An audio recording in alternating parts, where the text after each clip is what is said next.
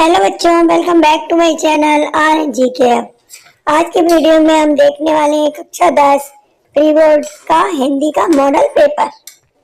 Model paper इसलिए लेकर आए हैं क्योंकि मॉडल पेपर से आपको ये पता चल जाता है कि एग्जाम में आपसे किस तरीके के प्रश्न पूछे जाएंगे। हमारे चैनल पर आपको आपके सभी विषयों के मॉडल पेपर प्री बोर्ड परीक्षा के उपलब्ध हैं। उसके बाद हम लोग आपके बोर्ड परीक्षा के भी मॉडल पेपर्स जो हैं वो अपलोड करेंगे। तो अगर आप हमारे चैनल पर न्यू हैं स्टूडेंट्स तो हमारे चैनल को जरूर सब्सक्राइब कर लेना। अब चलते हैं हम लोग आगे। यहाँ पर आप लोग देख सकते हैं कि जो है आपको टाइम स्टूडेंट्स वो 3.5 घंटे का मिलेगा और आपका पेपर रहेगा 70 मार्क्स का। अब यहाँ पे दूसरी चीज आपको ये देखनी है कि एग्जाम में जो भी आपको निर्देश दिए गए होते हैं आपको वो सारे निर्देश ध्यान से पढ़ने होते हैं क्योंकि वो इम्पोर्टेंट है। अगर वो मिस हो जाती हैं चीजें तो आप लोग कुछ गलती कर देते हो। तो प्रारंभ में 15 मिनट परीक्षार्थियों को प्रश्न पत्र पढ़ने के लिए निर्धारित है। तो शुरुआत के 15 मिनट जो हैं वो आपको मिलेंगे जिसमें आप अपने पेपर को पढ़ोगे। फिर इस प्रश्न पत्र में कुल कितने प्रश्न हैं स्टूडेंट्स? 7 प्रश्न हैं और सभी प्रश्नों को हल करना अनिवार्य है। प्रत्येक प्रश्न के प्रारंभ में स्पष्ट उल्लेख है कि उसमें कितने खंड करने हैं। तो प्रत्येक प्रश्न के अंक उसके सम्मुख अंकित हैं। सबके मार्क्स लिखे हुए हैं, सबके डायरेक्शंस लिखे हुए हैं। तो प्रथम प्रश्न से प्रारंभ कीजिए और अंत तक करते जाइए। जो प्रश्न ना आता हो उस पर समय नष्ट ना कीजिए। तो जो आपको नहीं आएगा उसके ऊपर आपको अपना टाइम वेस्ट नहीं करना है। स्टूडेंट, सबसे पहले आपका खंड का है। खंड का उपखंड क क्या है? प्रत्येक खंड की उत्तर में 4 विकल्प दिए गए हैं जिनमें से केवल एक उत्तर सही है। ठीक है, यहाँ पे आपको हर एक क्वेश्चन में 4 ऑप्शंस दिए होंगे और एक ऑप्शन होगा जो उसमें राइट ऑप्शन होगा। तो आपको अपना सही विकल्प चुनना है और OMR शीट में उसको लिखना है। पहला क्वेश्चन क्या है? पहला क्वेश्चन है तितली उपन्यास के लेखक कौन है? यहाँ पर आपके पास स्टूडेंट्स 4 ऑप्शन है, मुंशी प्रेमचंद्र, जयशंकर प्रसाद, आज्ञे या फिर आपके यशपाल। तो इस प्रश्न का जो आपका सही उत्तर है वो है आपका जयशंकर प्रसाद। आपको इसे लर्न कर लेना है। तितली उपन्यास के जो लेखक हैं वो है आपके जयशंकर प्रसाद। पंचांग दर्शन के रचनाकार कौन है? पंचांग दर्शन के रचनाकार का नाम आपको बताना है। सदल मिश्र, मथुरानाथ शुक्ल, लल्लू लाल, इंशाअल्लाह खां। यहाँ पर आपके पास 4 ऑप्शंस हैं। सारे ही ऑप्शंस आपके लिए थोड़े से कंफ्यूजिंग है। स्टूडेंट्स, इसका राइट आंसर है आपका option number B, Mathuranath Shukla. I hope कि आपको क्वेश्चन नंबर 1 और क्वेश्चन नंबर 2 याद हो गया होगा। अगर आप सारे के सारे मॉडल पेपर्स को देख लेंगे तो हो सकता है कि उनमें से एक आधा क्वेश्चन आपके एग्जाम में भी आ जाए। वीडियो को पूरा एंड तक देखना। किस किस तरह के क्वेश्चंस हैं जो आपके पेपर में आएंगे सारे के सारे मैं आपको यहाँ पर बताने वाली हूँ। इसके बाद है आपका क्वेश्चन नंबर 3 जिसमें आपसे पूछा है मेरी असफलताएं। ठीक है, मेरी असफलताएं जो है वो किस विधा की रचना है? इसकी हमें विधा बतानी है। जीवनी है, आत्मकथा है, कहानी है या फिर कोई एक नाटक है। तो बच्चों, यहाँ पर मेरी असफलताएं जो है वह एक आत्मकथा है। तो इसका आंसर कौन सा है आपका? ऑप्शन नंबर बी इसका सही आंसर है। अगला है क्वेश्चन नंबर 4, प्रसिद्ध गद्य गीतकार है। 4 ऑप्शंस कौन कौन से हैं? राय कृष्ण दास, आज्ञे, यशपाल या फिर आपके जयशंकर प्रसाद। गद्य गीतकार का नाम आपको बताना है। इसका आंसर है आपका ऑप्शन नंबर ए, राय कृष्ण दास। राय कृष्ण दास एक प्रसिद्ध गीतकार है। मेरा परिवार के रचयिता कौन है? पंडित श्री राम शर्मा, महादेवी वर्मा, यशपाल या फिर आपके आज्ञे। इसका आंसर है आपका option number B, Mahadevi Verma. मेरा परिवार जो है वो महादेवी वर्मा के द्वारा रचित है। अब चलेंगे क्वेश्चन नंबर 6 पे। कला पक्ष की प्रधानता किस काल की प्रमुख प्रवृत्ति है? आदि काल की, भक्ति काल की, रीति काल की बच्चों या फिर आधुनिक काल की? इसका उत्तर है आपका ऑप्शन नंबर सी, रीति काल की। प्रगतिवाद की प्रमुख प्रवृत्ति है शोषितों के प्रति सहानुभूति, कल्पना का प्राचार्य, प्रकृति का मानवीकरण या फिर आपका पिंगल भाषा का प्रयोग। सो इसका आंसर है हमारे क्वेश्चन नंबर 7 का शोषितों के प्रति सहानुभूति। 7 का आंसर है स्टूडेंट्स ऑप्शन नंबर ए, शोषितों के प्रति सहानुभूति। प्रिय प्रवास के रचयिता कौन है? देव, पद्माकर, अयोध्या सिंह उपाध्याय हरिऔध या फिर आपके बिहारी। इसका आंसर है आपका अयोध्या सिंह उपाध्याय हरिऔध, ठीक है। 8th वाले का है आपका सी आंसर। रास पंचाध्यायी के रचयिता कौन है? सूरदास, नंददास, केशवदास या फिर आपके कृष्णदास। इसका आंसर है आपका ऑप्शन नंबर बी, नंददास। राय पंचाध्यायी के रचयिता हैं आपके नंददास। भारत भारती के रचयिता कौन है? आई होप कि आपको ये वाला आंसर आता होगा क्योंकि ये काफी ज्यादा कॉमन है, आपके स्कूल में भी आपके टीचर्स ने पढ़ाया होगा। सो क्वेश्चन नंबर 10 में बताना है भारत भारती के रचयिता कौन है? निराला, प्रेमचंद्र, महादेवी वर्मा या फिर आपके मैथिली शरण गुप्त। सो इसका आंसर है students option number D, Maithili Sharan Gupt इसके रचयिता हैं। अब चलते हैं हमारे क्वेश्चन नंबर 11 पे। जो हमारा क्वेश्चन नंबर 11 है वो है आपके रसों से संबंधित। आपको पता होगा कि जो भी कविताएं वगैरह हम लोग पढ़ते हैं उसमें रस होता है। जैसे कि अगर कोई कविता ऐसी है जिसमें देशभक्ति की भावना हमें दिखाई दे रही है तो उसमें वीर रस है, किसी में हमें गुस्सा दिखाई दे रहा है तो उसमें क्रोध रस है। तो इस तरीके से बताना है कि जो करुणा रस होता है उसका स्थायी भाव क्या होता है? रति, उत्साह, शोक या फिर आपका क्रोध। तो आपके करुण जो रस है, आपका करुण रस, इसका जो है स्थायी भाव होता है आपका शोक। नेक्स्ट है आपका आए महंत बसंत। पंक्ति में अलंकार आपको बताना है। अगर आप सभी ने रस और अलंकार पढ़े होंगे तो ये वाला आंसर आप लोग कर पाएंगे। आए महंत बसंत पंक्ति में कौन सा अलंकार है? उपमा अलंकार, रूपक अलंकार, उत्प्रेक्षा अलंकार स्टूडेंट्स या फिर आपका यमक अलंकार। तो क्वेश्चन नंबर 12 का आंसर है आपका ऑप्शन नंबर बी, रूपक अलंकार। देन हमारा 13th क्वेश्चन है प्रतीक चरण में 11 से 13 पर यति होती है किसमें? दोहे में, रोला में, सोरठा में या फिर आपके चौपाई में। सो 13th का आंसर है आपका बी, रोला में, ठीक है। चलिए अब चलते हैं क्वेश्चन नंबर 14 पे। सहयोग में प्रयुक्त उपसर्ग अप, अधि, सह या फिर सु, ठीक है। सो यहाँ पर हमें उपसर्ग बताना है तो बहुत ही इजी है। जो उपसर्ग होते हैं बच्चों वो शब्द में आगे लगते हैं। तो सहयोग में जो उपसर्ग है वो क्या हो जाएगा आपका? वो हो जाएगा आपका सह। ओके, नाउ हमारा नेक्स्ट है वह 4 बजे तक सोएगा। वाक्य में कर्मवाच्य में परिवर्तन है। इसका इसमें आपके पास 4 ऑप्शंस हैं। उसके द्वारा 4 बजे तक सोया जाएगा, या वह 4 बजे तक सोएगा, या उसके द्वारा 4 बजे तक सोया गया, और या फिर इनमें से कोई नहीं। सो इसका आंसर है आपका ऑप्शन नंबर ए, उसके द्वारा 4 बजे तक सोया जाएगा। सो नाउ स्टूडेंट्स अब चलेंगे हमारे नेक्स्ट पे, ठीक है। सो हमारा क्वेश्चन नंबर 16 है जिसने हमसे पूछा है घी और शक्कर, ठीक है। घी शक्कर का समास विग्रह आपको बताना है। और शक्कर घी में, शक्कर घी की, या घी और शक्कर, या शक्कर घी पर। 16th, तो 16th का होगा आपका सी वाला, ठीक है, जिसमें हमने क्या लिखा हुआ है? घी और शक्कर। तो आपने देखा कि आपके एग्जाम में समास से और अलंकार से और आपके रसों से काफी सारे प्रश्न आए हुए हैं, तो आपको ग्रामर को भी ध्यान से पढ़ना है। अब है हमारा 17th क्वेश्चन। कर्ण का तद्भव शब्द आपको बताना है। कान, करण, काम या फिर कोना। सो कर्ण का तद्भव शब्द क्या है हमारा?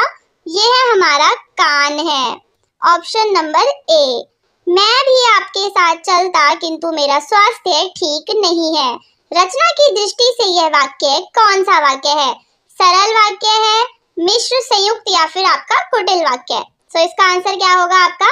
संयुक्त वाक्य। युष्मत का पंचमी विभक्ति एक वचन रूप है। त्वत, त्वः, तव या फिर यूयम। सो 19th का आंसर है आपका ऑप्शन नंबर ए, ठीक है, त्वत। ओके स्टूडेंट्स, अब चलते हैं क्वेश्चन नंबर 20 पे। पुस्तक किसकी है? रेखांकित पद का परिचय देना है आपको। तो यहाँ पर इसका जब भी हम पद परिचय देते हैं तो हमें बताना होता है कि उसमें कौन सी संज्ञा है, कौन सा उसमें लिंग है और कौन सा उसमें कारक है। तो जो आपका 20 है स्टूडेंट्स, इसका जो आंसर है वो है आपका ऑप्शन नंबर डी है, सार्वनामिक विशेषण एकवचन स्त्रीलिंग। ओके, सो ये जो है आपका सार्वनामिक विशेषण है, एकवचन है और ये स्त्रीलिंग वाक्य है। अब हम लोग चलेंगे अपने खंड ब पर, जिसमें आपको वर्णनात्मक प्रश्न दिए गए हैं। ठीक है, सो आपको सबसे पहले क्या दिया जाएगा? आपको गद्यांश दिया जाएगा। सो आप लोगों ने देखा कि आपसे 20 क्वेश्चंस पूछे गए एमसीक्यू वाले, देन 21st क्वेश्चन आपका गद्यांश है। भारत के इतिहास में बुद्ध देव, महावीर, स्वामी नागार्जुन, शंकराचार्य, कबीर, नानक, राजा राम मोहन रॉय, स्वामी दयानंद और महात्मा गांधी में ही सुधारकों की गणना समाप्त नहीं होती। सुधारकों का दल नगर और गांव-गांव में होता है। यह सच है कि जीवन में नए नए क्षेत्र उत्पन्न होते जाते हैं, इसलिए नए नए सुधार भी होते जाते हैं। ना दूसरों का अंत है ना सुधारों का। जो कभी सुधर थे वही आज दोष हो गए और उन सुधारों का फिर नव सुधार किया जाता है। सो ये रहा आपका पूरा का पूरा गद्यांश। आई होप कि आप लोगों को समझ आ रहा होगा कि गद्यांश कहाँ से लिया गया है। सो पहले जो क्वेश्चन है क्या है, उसमें उपयुक्त गद्यांश का संदर्भ लिखिए, रेखांकित अंश की व्याख्या कीजिए। तो संदर्भ में आप लोगों को बताना होगा कि ये कहाँ से लिया गया है। सो ये लिया गया है आपके क्या लिखू से लिया गया है, पदम लाल पुन्नालाल बख्शी के द्वारा यह लिखा गया है। फिर आपका दूसरा है, इसकी व्याख्या आप लोग कर लेंगे। दोषों का अंत क्यों नहीं होता, इस प्रश्न का आपको आंसर देना है इस गद्यांश में से पढ़कर।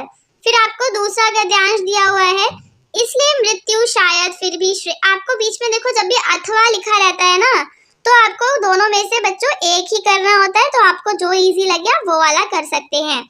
इसलिए मृत्यु शायद फिर भी श्रेष्ठ है, बनिस्पत इसके ही हमें अपने गुणों को कुंठित बनकर जीना पड़े। चिंता दुग्ध व्यक्ति समाज की दया का पात्र है, किंतु ईर्ष्या से जर्लब होना आदमी जहर की एक चलती फिरती गाड़ी के समान है, जो हर जगह वायु को दूषित करती फिरती है। तो ये जो मतलब आपका गद्यांश है, इसका नाम क्या है? ये लिखा जो गया है वो किसके द्वारा लिखा गया है स्टूडेंट्स? ये लिखा गया है आपके रामधारी सिंह दिनकर के द्वारा। किसके द्वारा लिखा गया है? रामधारी सिंह दिनकर के द्वारा लिखा गया है। और कहाँ से लिया हुआ है ये आपका गद्यांश? ये लिया गया है ईर्ष्या तू न गई मेरे मन से। ठीक है, किससे लिया गया है स्टूडेंट्स? ईर्ष्या। ईर्ष्या आपको पता है ना, जो दूसरों से जलन होती है। ईर्ष्या तू न गई मेरे मन से, ठीक है, मेरे मन से, इससे ये लिया गया है। अब उसके बाद है रेखांकित जो अंश है, आप लोगों को उसकी व्याख्या करनी है। फिर ईर्ष्यालु और चिंताग्रस्त आदमी में क्या अंतर होता है? जो इंसान ईर्ष्यालु है और एक आदमी चिंताग्रस्त है, उन दोनों में क्या अंतर है स्टूडेंट्स, ये आप लोगों को बताना है। उसके बाद आपका क्वेश्चन नंबर 22 है, जिसके अंदर आपको एक पद दिया गया है। ठीक है, सो ये वाला जो आपका पद है वो कहाँ से लिया हुआ है ये आपको बताना है। सबसे पहले पद आप लोग देख लेंगे, ऊधो मन्ना भये 10-20, एक हुतु सो गयो, श्याम संग को अवराधो ईस। ठीक है, शिथिल भई सभई माधो, बिनु जथा देह बिनु शीस, श्वासा अटकीरही आशा लगी, जीवही कोटि बरीस, तुम तो सखा श्याम सुंदर के सकल जोग के ईस, सूरदास रसिकन की बतियां पूर्वो मन जगदीश। सो यहाँ पर हमको सूरदास लिखा हुआ दिख गया है, तो हम लोगों को पता चल जाएगा कि ये किसके द्वारा रचित है। यह रचित है सूरदास के द्वारा, लेकिन लिया कहाँ से गया है ये आपको बताना है। ठीक है, सो यहाँ पर स्टूडेंट्स ये सूरदास के भ्रमर गीत से लिया हुआ है, सबसे पहली बात मैं आपको बता दूं। फिर यहाँ पर जो आपको रेखांकित जो आपको दिया हुआ है अंश, इसके आपको क्या करनी है स्टूडेंट्स, इसकी आपको व्याख्या करनी है। व्याख्या करने में क्या होता है कि जो भी आपकी लाइंस होती हैं आप लोग उनको पूरा ऐसे डिस्क्राइब करते हैं। जैसे कि आप शुरू में लिख सकते हैं कि यह जो पद है यह भ्रमर गीत प्रसंग से लिया हुआ है। जब श्री कृष्ण मथुरा चले जाते हैं तो गोपियाँ जो हैं वो क्या हो जाती हैं, अत्यधिक व्याकुल हो जाती हैं। ठीक है, ये वो वाली स्टोरी है। तो वो क्या कहती हैं, जो गोपियाँ हैं वो उद्धव जी से कहती हैं कि हमारे मन 10-20 नहीं है, सभी की तरह हमारे पास भी एक मन था और वह श्री कृष्ण के साथ चला गया है। ठीक है, सो यहाँ पर किसकी दशा बताई, व्याख्या में आप लोग ये सब लिख सकते हो कि यहाँ पर जो है गोपियां हैं उनकी दशा बताई गई है।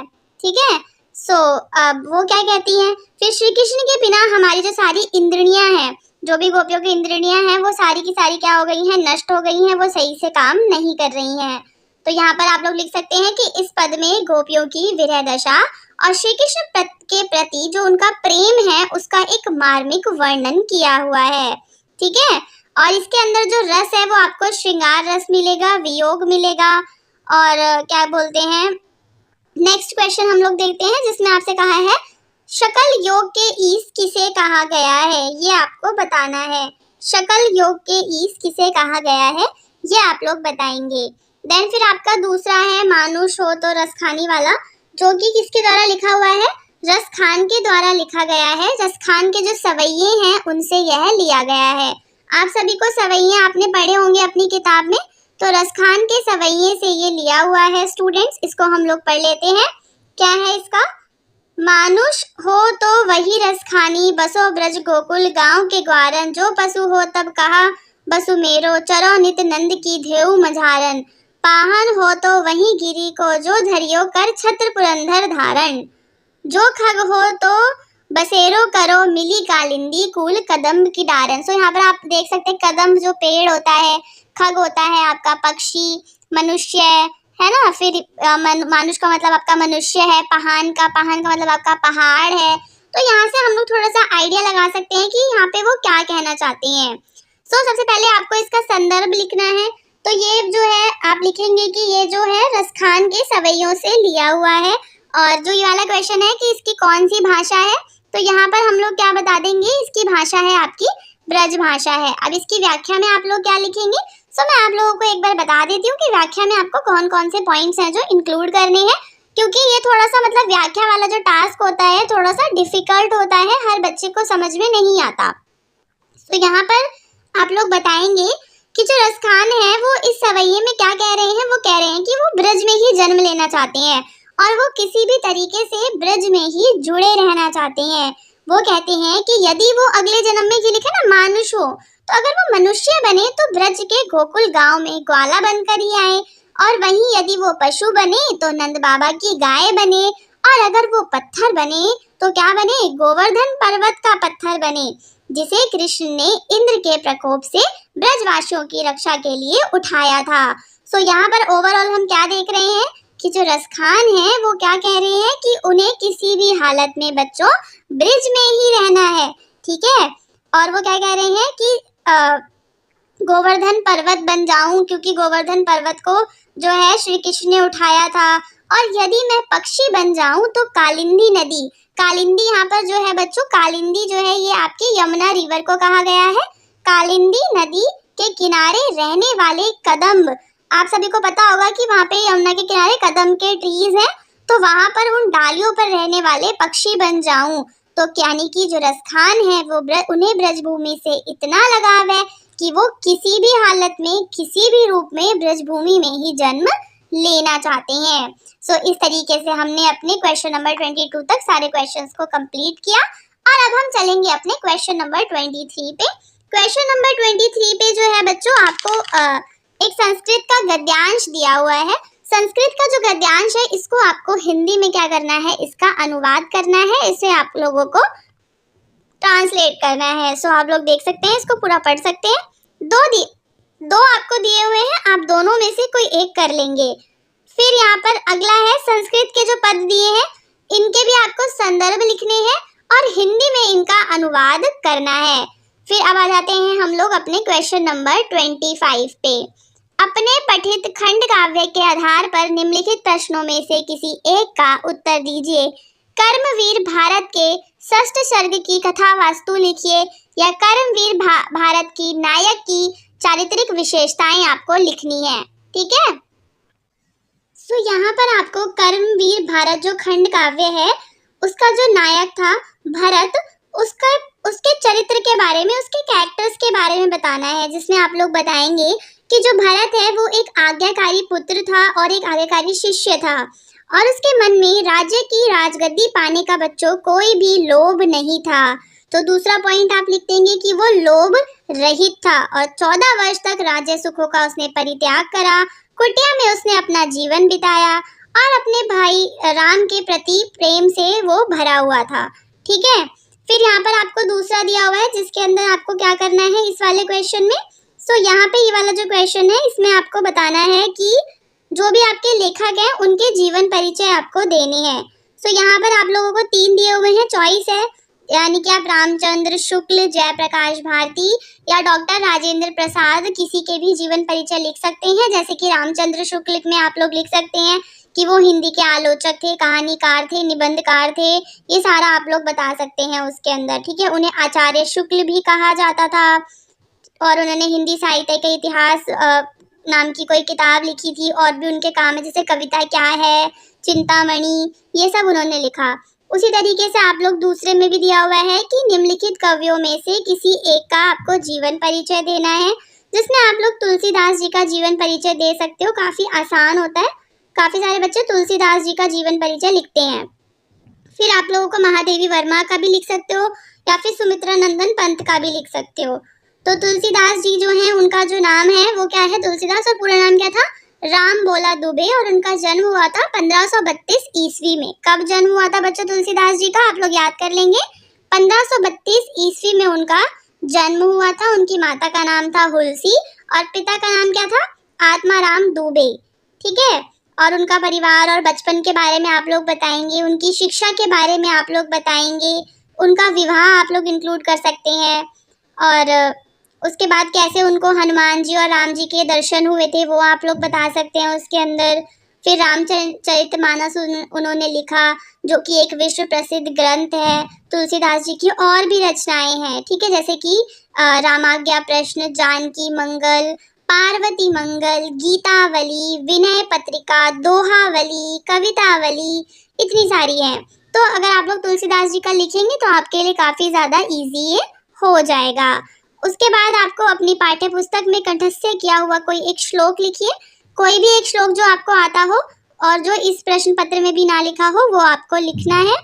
देन फिर है विद्यालय में अन्य विद्यालय छात्रों के साथ मैच खेलने हेतु प्रधानाचार्य को आवेदन पत्र लिखिए।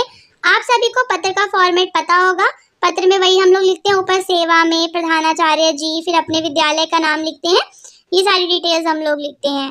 फिर दूसरा क्या है, सड़क निर्माण तथा जल भराव की समस्या के निवारण हेतु जल अधिकारी का ध्यान आकर्षित करने के लिए किसी समाचार पत्र के संपादक को पत्र लिखिए। तो समाचार पत्र के संपादक को जब आप लोग पत्र लिखते हो तो आपको फिर ऐसे मतलब उसमें लिखना पड़ता है कि द एडिटर, और जिस भी आप समाचार पत्र वाले को लिख रहे हो, जैसे आप द हिंदू वाले को लिख रहे हो तो समाचार पत्र का आपको नाम भी लिखना होता है। तो अगर आप लोगों को इजी वाला करना है तो आप लोग विद्यालय वाला कर सकते हैं। देन निम्नलिखित प्रश्नों में से किन्हीं 2 प्रश्नों के उत्तर संस्कृत में आपको देने हैं। तो यहाँ पर आपको दे रखे हैं 4 क्वेश्चन, कोई 2 आप लोग संस्कृत में कर सकते हो। उसके बाद क्वेश्चन नंबर 30 है जिसमें आपको निम्नलिखित विषय में से किसी एक विषय पर बच्चों निबंध लिखना है। ये आपका मतलब बहुत ही ज्यादा इम्पोर्टेंट टॉपिक है।